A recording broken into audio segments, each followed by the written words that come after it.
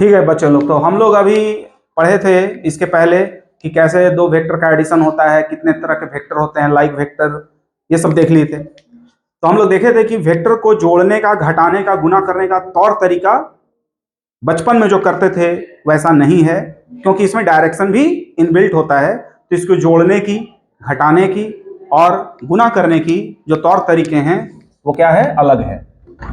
उसको आप सिंपल गुना नहीं कर सकते हैं। तो आज हम लोग देखेंगे कि दो वेक्टर को मल्टीप्लाई कैसे करते हैं। लेकिन दो वेक्टर का मल्टीप्लिकेशन के पहले आपको यह जानना होगा कि किसी वेक्टर को कैसे हम लोग रिप्रेजेंट करते हैं। तो इस टॉपिक के पहले हमको एक चीज पढ़ाना होगा कि मान लीजिए पोजीशन ऑफ वेक्टर पढ़ाना होगा। क्या पढ़ाना होगा? Position of A point. Position of A point अगर हम दिखा रहे हैं, मान लीजिए स्पेस में, ये एक्स एक्सिस है, ये वाई एक्सिस है और ये, तो मान लीजिए कि एक मक्खी उड़ रही है, यहां पर मक्खी उड़ रही है, उसको आप एक दीवार के कोने से देख रहे हैं।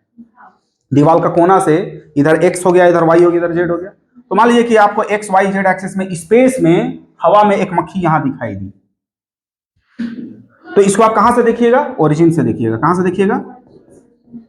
अब इसी में लगे हाथ अगर हम यहां से एक यहां लाइन ड्रॉ करते हैं और एक एरो दे देते हैं, तो पोजीशन ऑफ ए पॉइंट हुआ ये पॉइंट हुआ। ये ऑब्जेक्ट का पोजीशन क्या है? पोजीशन ऑफ ए पॉइंट या फिर position of A point object. Object की साइज क्या है? बहुत ही छोटी है, मक्खी जैसा है। और इसको यदि हम यहां से देख रहे हैं तो ये वाला चीज क्या कहलाएगा?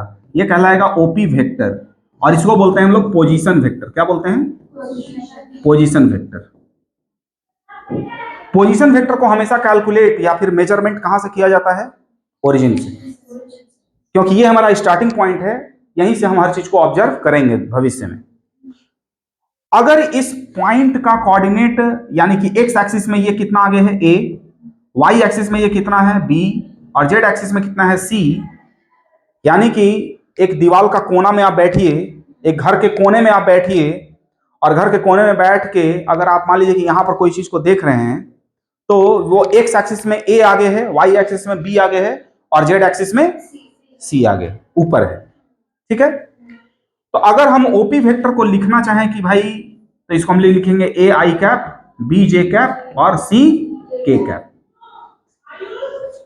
ये मतलब बताता है आपको कि एक्स एक्सिस में ए आगे है, वाई एक्सिस में बी आगे है और जेड एक्सिस में सी ऊपर है। ठीक है? अगर इसका मैग्नीट्यूड की बात की जाए तो ये इसका मैग्नीट्यूड को हम ऐसे मॉड करके दिखाएंगे। कैसे? ऐसे मॉड। और ये क्या हो जाएगा? Root over a square plus B square plus c square. कोई दिक्कत है? क्वेश्चन उठता है कि ये कैसे आया, यानी कि इसका जो वैल्यू होगा, यहां से यहां तक का जो इसका लेंथ होगा, एक तरह से ये लेंथ निकला है, मैग्नीट्यूड निकला है। ठीक है? अगर आपसे पूछा जाए कि ये कैसे आया, तो उसको देखिए कैसे समझेंगे हम लोग। उसको समझने के लिए यहां पर छोटा छोटा हम लिखते हैं, प्रयास करिएगा समझने का आप लोग।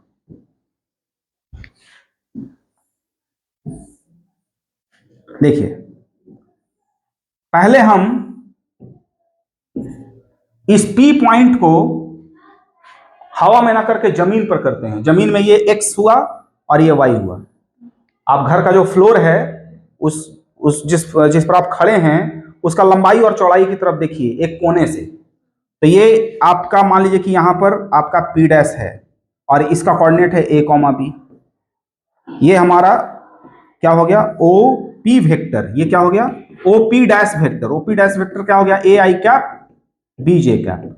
अभी आप कहां हैं? जमीन पर हैं। अभी कहां पर हैं आप? अब जमीन से आप ऊपर उठ जाइए, यानी कि इस पॉइंट को ऊपर उठा दीजिए। कितना अमाउंट से? C अमाउंट से।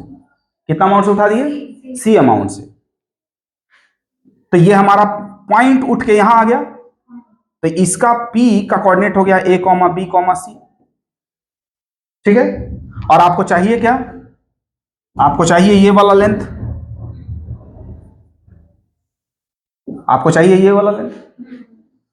तो पहले हम आपको ओपी डैश अगर निकाल दें तो ओपी डैश क्या होगा? ये हुआ A और ये हुआ B। तो ये कितना हो जाएगा बताइए तो? ओपी डैश का मैग्नीट्यूड कितना हो जाएगा? पाइथागोरस थ्योरम से a square plus B square equal to this, यानी कि ये हो गया आपका a square plus B square.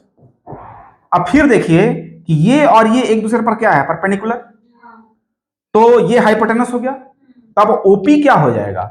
OP का जो मैग्नीट्यूड होगा वो क्या हो जाएगा? रूट ओवर ओपी डैश का स्क्वायर प्लस पीपी डैश का स्क्वायर, पीपी डैश का स्क्वायर। अब ओपी डैश का स्क्वायर क्या होगा बताइए? तो ओपी डैश का स्क्वायर क्या होगा? ओपी डैश का स्क्वायर जो होगा वो सिंपल होगा ए स्क्वायर प्लस बी स्क्वायर। तो यहां पर लिखा जाएगा a square plus B square, लिखा जाएगा ना। और पीपी डैश कितना लेंथ का है? सी लेंथ का है। पीपी डैश कितना लेंथ का है? सी लेंथ का है, तो ये सी स्क्वायर हो गया। यानी कि ओपी जो हो गया हमारा root over a square plus B square plus c square हो गया। कोई दिक्कत क्या? आगे बढ़ सकते हैं? इसको समझने में दिक्कत हुआ तो बोलिए, फिर से बता देंगे। फिर से देखिए ना, फिर से बता देते हैं।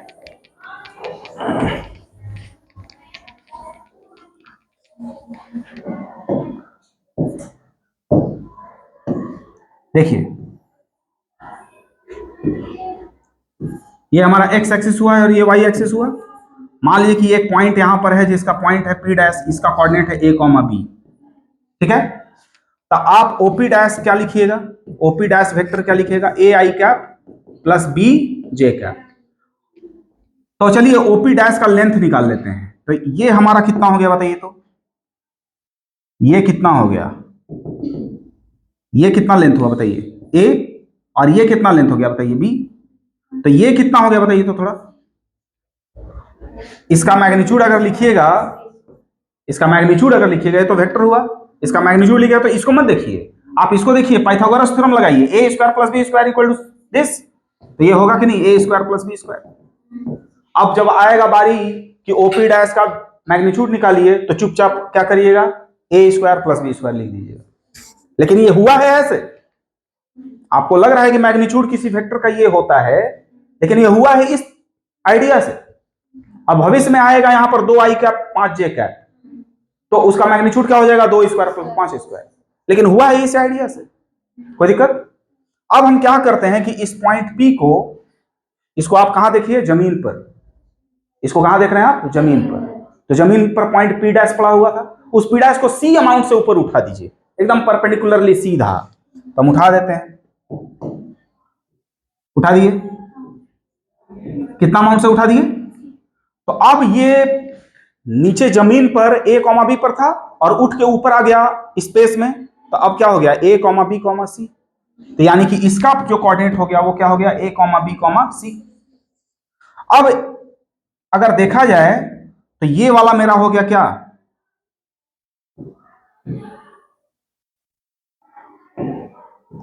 ये वाला जो हो गया ये हमारा P है, ये O है। तो OP वेक्टर इक्वल टू क्या हो गया बताइए? तो a i cap plus b j cap plus c k cap. तो इसका मैग्नीट्यूड क्या होगा? तो अभी आप इसको देखिए, this is the base, this is perpendicular, this is hypotenuse. तो ये हाइपोटेनस हो गया, ये बेस हो गया। तो एच स्क्वायर इक्वल टू क्या लिखिएगा? बी स्क्वायर प्लस परपेंडिकुलर का स्क्वायर। परपेंडिकुलर स्क्वायर क्या है? सी स्क्वायर। इसको बेस कह रहे हैं, ये क्या है? बेस। बेस क्या था बच्चे? बेस तो यही था ना, यही ना बेस था इसके लिए। तो बेस का स्क्वायर करिएगा तो क्या हो जाएगा? A square plus B square plus c square, h square equal to, और एच किसकी तरह बिहेव कर रहा है? ओपी का मैग्नीट्यूड की तरह कर रहा है कि नहीं? तो ये क्या हो जाएगा? A square plus B square plus c square. H square को अगर एच लिखिएगा तो क्या होगा बोलिए? A square plus B square plus. तो इस तरह से ये मैग्नीट्यूड अब मुंह उठा के लिखेंगे। आप कैसे लिखेंगे? मुंह उठा के लिखेंगे, OP vector equal to a i cap plus b j cap plus c cap, इसका magnitude root over a square plus B square plus c square. अब मुंह उठा के आप लिखिए, लेकिन इसका गहराई ये है। क्लियर है क्या? आगे बढ़ सकते हैं? ठीक।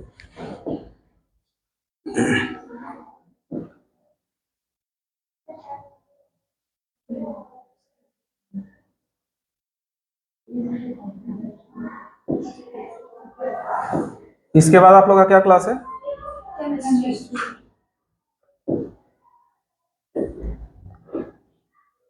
अभी हम लोग क्या कर रहे थे, एडिशन ऑफ टू वेक्टर देख रहे थे ना, तो अभी यही चलना चाहिए, graphical and geometrical method, triangle law of addition of two vector.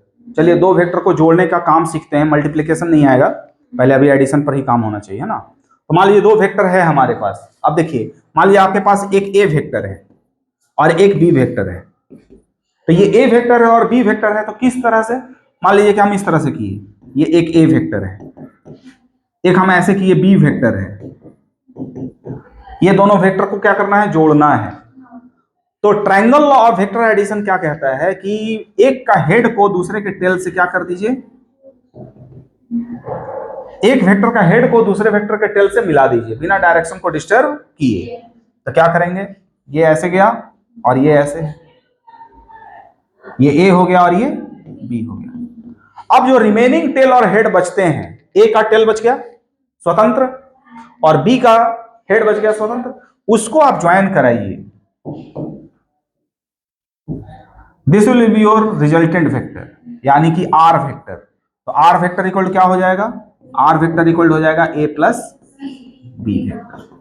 यहां पर एरो दिया भी जा सकता है, नहीं भी दिया जा सकता है, ठीक है, नहीं भी दीजिएगा तो चलेगा, बस दिमाग में पता रहना चाहिए कि सब वेक्टर का बात हो रहा है, ठीक है ना। बहुत सारा किताब लिखता भी है, नहीं भी लिखता है। दो वेक्टर को जोड़ रहे हैं तो triangle law of vector addition के तहत जोड़ेंगे। ये क्यों पढ़ाया जा रहा है ऐसा, आप लोगों को पता है? इसमें कोई फीलिंग विलिंग वाली बात आप लोग समझ पा रहे हैं? चलिए फील कराते हैं इसको, है ना। क्यों ऐसे किया जा रहा है, ट्रायंगल लॉ क्यों बनाया गया, उसको चलिए फील करते हैं थोड़ा सा। क्योंकि देखिए कोई भी चीज बना है ना, तो उसका कुछ प्रैक्टिकल यूज था, कुछ प्रैक्टिकल यूज था, तभी तो वो बना है। अब आइए इसको फील करते हैं, कैसे फील किया जा सकता है। देखिए मान लीजिए बच्चों कि एक हमारे पास ये ब्लॉक है, इसको हम 10 न्यूटन से इधर फोर्स लगा रहे हैं और 5 न्यूटन से हम इधर फोर्स लगा रहे हैं।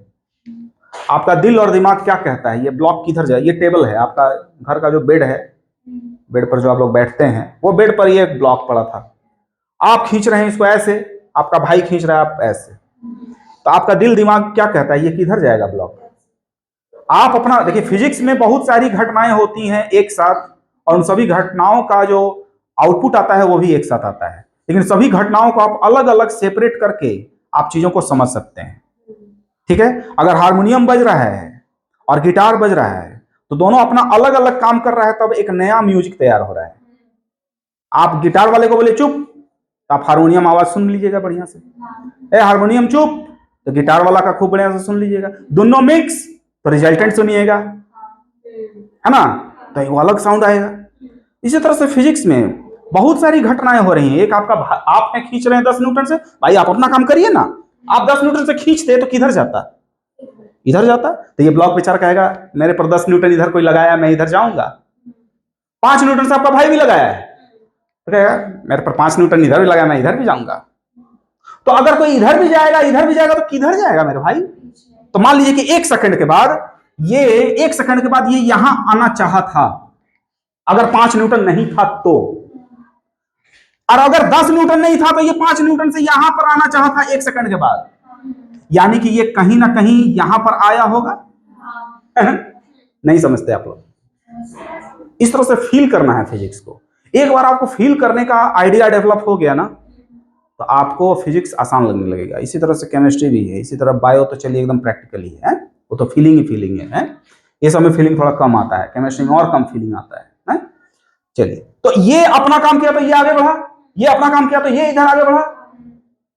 तो ये ब्लॉक हुआ बेचारा एक समय एक ही जगह ना रहेगा कि भूत है कि आपके देह में भी घुस जाएगा, मेरे में भी घुस जाएगा। फिजिक्स कहता है कि भैया कोई भी वस्तु है तो एक समय में एक ही जगह रहेगा, 2 जगह नहीं रह सकता है क्या? तो ये इधर गया और इधर भी गया, तो कहां गया? कहीं इधर गया, यानी कि ये ऐसे चलेगा। तो ये लोग कहा कि भैया ऐसे चलेगा, यानी कि इन दोनों फोर्स का जो रिजल्टेंट निकल के आया वो इधर आया। सिंपल सा बात है। अगर ये इधर ले जाता और ये इधर ले जाता, तो दोनों मिलकर किधर ले गया? इधर ले गया, यानी कि 10 न्यूटन और 5 न्यूटन का रिजल्टेंट किधर की ओर हुआ? इधर। बीच मत गइए, बीच मत गइए, बीच तब होता है जब दोनों 10-10 होता है। ये थोड़ा हावी है, तो थोड़ा ये जो है ना, ये लाइन इधर की ओर झुका रहेगा। ये फटाफट आगे ले जाएगा। अगर ये 1 मीटर ले जाएगा 1 सेकंड में, तो ये बेचारा 5 थोड़ा कम ले जाएगा। समझ गया? कहीं कि इसका फोर्स थोड़ा ज्यादा है, फटाफट बढ़ाएगा आगे, इसका एक्सेलरेशन ज्यादा होगा। भाई देखो उधर नहीं जाते हैं। अब ये लोग कहा कि एकदम एग्जैक्ट बताइए। साइंस का तो यही ना भाई है, ट्रिग्नोमेट्री के मदद से आपको तो मीनार का हाइट निकाल लेते हैं उसके परछाई के मदद से। This is the science, without using meter scale we can determine what is the length of longest tower है। This is science, without help of doing practical I can go through mathematical approach also. हम एकदम exact बता सकते हैं भैया कि ये कि ऐसे होगा कि ऐसे होगा कि ऐसे होगा। तो इसी के लिए देखिए ट्रायंगल लॉ बना दीजिए, मैंने ट्रायंगल बना दीजिए मुंह उठा के, और ट्रायंगल का जो तीसरा लाइन बनेगा वही उसका डायरेक्शन होगा। तो इसके लिए लोग क्या कहा कि 10 न्यूटन है। देखिए फिर से यहां दिखा रहे हैं, ये 10 न्यूटन है, ये आपका 5 न्यूटन था ना। इस 5 न्यूटन को उठा के आप क्या करिए, चुपचाप उठा के यहां रख दीजिए, रख दिए। और अब आप एक क्या कर दीजिए, इसको मिला दीजिए। पक्का है कि ये ब्लॉक इधर ही चलेगा, यानी कि इन दोनों का जो रिजल्टेंट होगा वो यही होगा। एकदम परफेक्ट पता चल गया। समझ रहे बात आपको? कोई दिक्कत है? यानी कि इन दोनों का जो रिजल्टेंट है वो यही होगा और यही होगा और कुछ नहीं होगा। मान लीजिए कि ये फोर्स और छोटा रहता, मान लीजिए कि 1 न्यूटन का रहता, ये 5 न्यूटन कितना न्यूटन करता, तो ये घट के ऐसे यहां आ जाता, तो अब रिजल्टेंट किधर होता बच्चे? नहीं समझे आप लोग? समझे ना? यानी कि अब ये ब्लॉक किधर दौड़ता, इधर दौड़ता। अगर 5 न्यूटन को अगर आप 1 न्यूटन बना देते डायरेक्शन वही मेंटेन करके, तो ये ब्लॉक इधर जाने लगता। तो पता चल जाता कि भाई ये एग्जैक्ट है, ये आपको एकदम आपको वो सब इंस्ट्रूमेंट यूज नहीं करना है। ये एंगल कितना होगा, मान लीजिए अल्फा, ये अल्फा भी निकल जाएगा, लेकिन ये अल्फा ट्रायंगल लॉ से नहीं निकलेगा। यहां पर ट्रायंगल का निर्माण हो रहा है। क्या चीज का निर्माण हो रहा है? ट्रायंगल का ट्रायंगल बन जा रहा है। जब रिजल्टेंट निकाल रहे हैं ए और बी वेक्टर का, जब हम रिजल्टेंट निकाल रहे हैं, जब ए और बी वेक्टर का रिजल्टेंट निकाल रहे हैं, तो क्या चीज एक पिक्चर बन रहा है? अरे कौन पिक्चर बन रहा है? कैसा दिख रहा है? ये चिड़िया ट्रायंगल जैसा दिख रहा है। That is triangle of vector addition. तो क्यों ट्रायंगल ऑफ वेक्टर एडिशन पढ़ना पड़ रहा है? ताकि पता चल सके कि दो वेक्टर का रिजल्टेंट का फाइनल जो डायरेक्शन होगा वो क्या होगा। तो फाइनल डायरेक्शन आपको पिक्चर में दिख जा रहा है, लेकिन मैग्नीट्यूड कितना होगा ये नहीं बता पा रहा है। ये एंगल कितना हुआ अल्फा ये नहीं बता पा रहा है। ये तो थीटा पता था, ये क्या है? Theta. Theta is the angle between two vector, theta is the angle between two vector. Alpha भी पता लगा देगा। ये अल्फा क्या है? रिजल्टेंट वेक्टर का क्या इंक्लिनेशन है ए वेक्टर से, वो भी पता लगाया जा सकता है। लेकिन ये कौन नहीं देगा?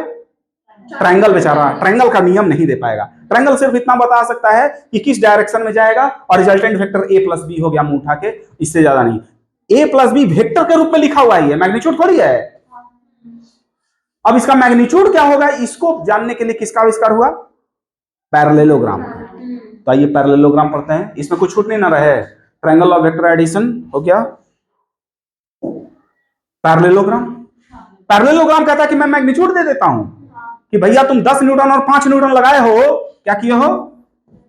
10 न्यूटन लगाए हो, 5 न्यूटन लगाए हो, और तुमको पता है कि एंगल इधर 60 डिग्री है, तो मैं मैग्नीट्यूड दे दूंगा कि मैं कितना हूं।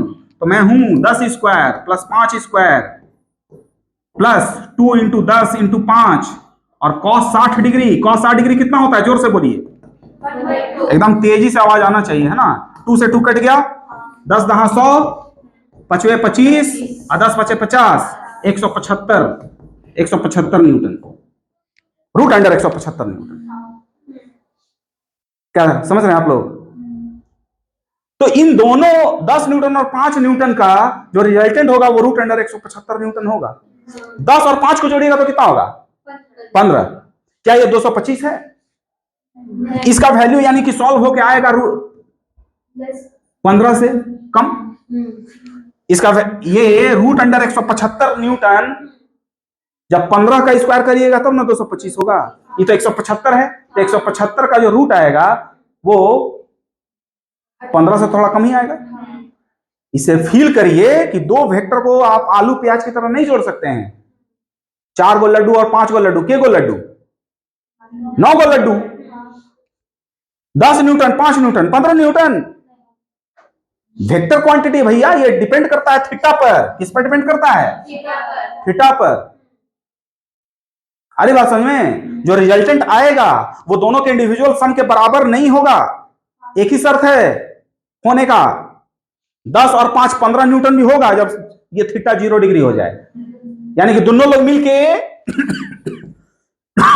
10 न्यूटन भी इधर ही लग जाए, 5 न्यूटन भी इधर ही लग जाए, तब 15 न्यूटन हो जाएगा, अदरवाइज 15 न्यूटन कभी नहीं होगा। कोई भी एंगल जन्म ले लिया 0 डिग्री के अलावा तो कुछ अलग आएगा, 15 न्यूटन से कम आएगा। बात समझ रहे हैं आप लोग? तो ये तो सिंपल एल्जेब्रिक समेशन को नहीं ना फॉलो करेगा, क्योंकि एंगल पर डिपेंड कर गया इसका रिजल्टेंट। रिजल्टेंट जैसा होगा, मान लीजिए कि 0 डिग्री होता तो ये क्या हो जाता, देखिए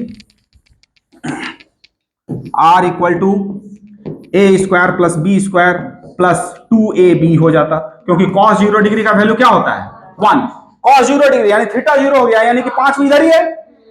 अरे भाई मुजवानी भी कर सकते हैं कि 10 न्यूटन से खींच रहा था, ये 5 न्यूटन, दोनों मिलकर 15 न्यूटन हो गया।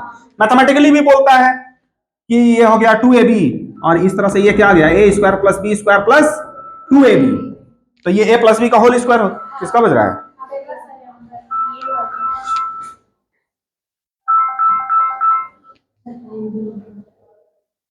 हाँ, तो ये देखिए तो क्या हो गया, a प्लस बी का होल स्क्वायर इक्वल टू क्या हो गया a प्लस बी।